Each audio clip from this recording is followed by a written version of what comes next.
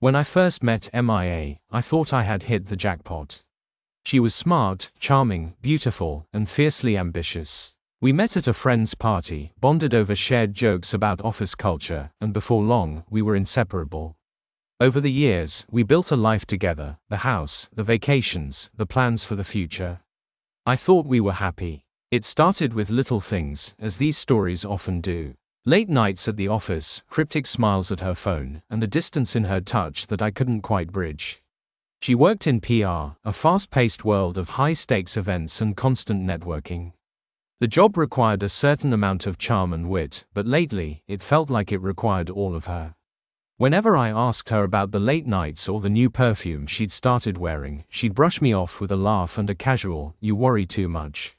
But I wasn't worrying too much. I was noticing how her phone was always face down on the table. Noticing how she'd started locking it with a passcode she refused to share. Noticing how the smell of her perfume would sometimes cling to her when she came home late at night, stronger than it should have been if she'd only been at the office. The final straw came when she said she had to work late on our anniversary.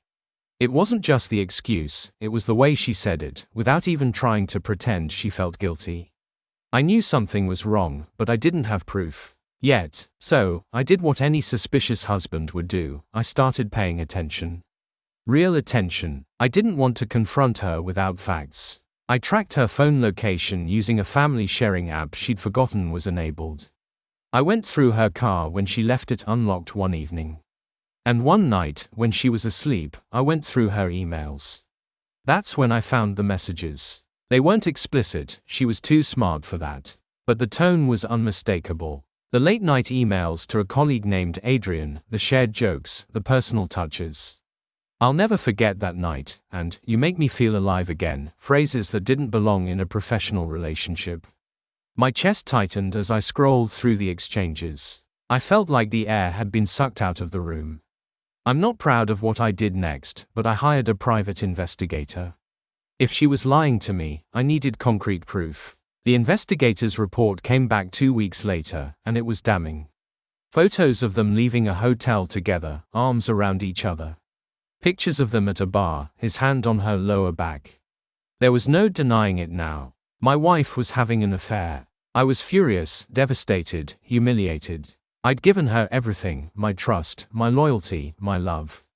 And she'd thrown it away for some smug coworker. But instead of confronting her right away, I decided to bide my time. I wasn't going to just confront her, I was going to make sure she and Adrian felt the full weight of their betrayal.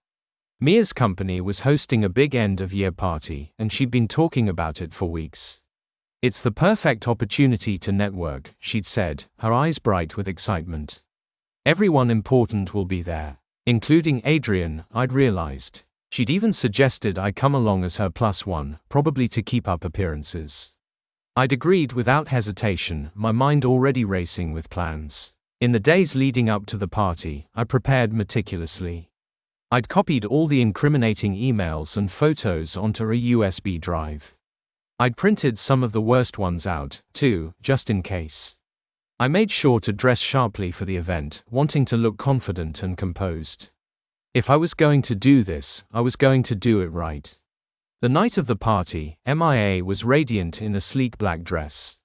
She kissed me on the cheek before we left, her lips brushing against my skin like a knife. "Thanks for coming with me," she said. I smiled tightly, my stomach churning with anticipation. The venue was a luxurious ballroom, glittering with chandeliers and filled with well-dressed professionals sipping champagne. MIA introduced me to her colleagues, her hand resting lightly on my arm. I played the dutiful husband, shaking hands and making small talk. And then I saw him. Adrian. He was tall, with a cocky smile and the kind of charisma that probably made him popular in the office. Mia's eyes lit up when she saw him, and my blood boiled. "Adrian, this is my husband, Mark," MIA said, her voice a little too bright. Adrian extended his hand, and I shook it firmly, holding his gaze. He looked slightly uncomfortable, and I enjoyed watching him squirm. As the evening progressed, I waited for the perfect moment. It came during the speeches, when the CEO called MIA and Adrian up to the stage to recognize their work on a recent campaign.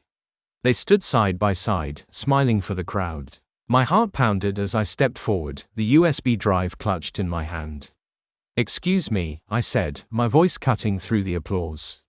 The room went silent as everyone turned to look at me. Mia's smile faltered, confusion flickering across her face. Adrian's expression was harder to read, but I saw the flicker of panic in his eyes. "I just wanted to take a moment to congratulate my wife and her colleague," I began, my tone calm but deliberate. "Not just for their professional achievements, but for their personal accomplishments as well." Mia's face paled, and Adrian's smile froze. The CEO looked confused, glancing between them and me. "You see," I continued, pulling the USB drive from my pocket, "while they've been busy impressing all of you with their work, they've also been busy sneaking around behind my back." Gasps rippled through the crowd as I held up the USB. "This drive contains emails, photos, and more that prove their extracurricular activities."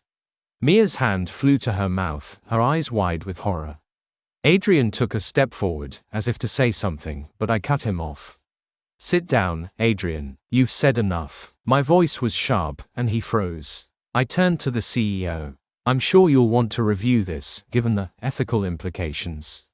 The CEO's face was a mixture of shock and anger. "I'll take that," he said stiffly, reaching for the USB. I handed it to him, then turned back to the room. "I apologize for disrupting your evening," I said, my voice steady despite the adrenaline coursing through me. "But I thought you all deserved to know the truth." With that, I walked out, leaving MIA and Adrian to face the fallout.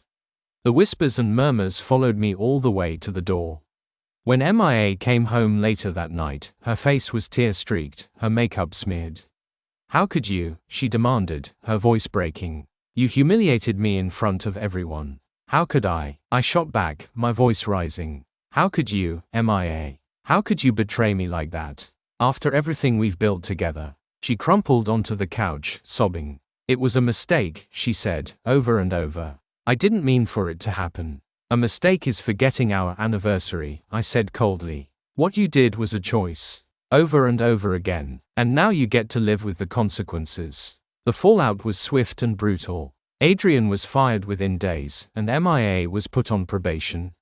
Her reputation in the company was shattered, and our friends and family quickly learned the truth. She begged me to forgive her, to give her another chance, but I couldn't.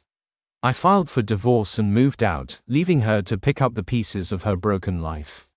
As for me, I started fresh. It wasn't easy, but I refused to let her betrayal define me. I found a new job, made new friends, and eventually, I met someone who reminded me what love was supposed to feel like. Someone who valued loyalty and honesty as much as I did. Mia's life never fully recovered. The last I heard, she was working a lower-level job at a different company, her ambition and charm no longer enough to erase the stain of her choices. Adrian, too, faded into obscurity, a cautionary tale for anyone tempted to mix business with pleasure. In the end, I didn't just survive her betrayal, I thrived in spite of it. And that, I realized, was the best revenge of all.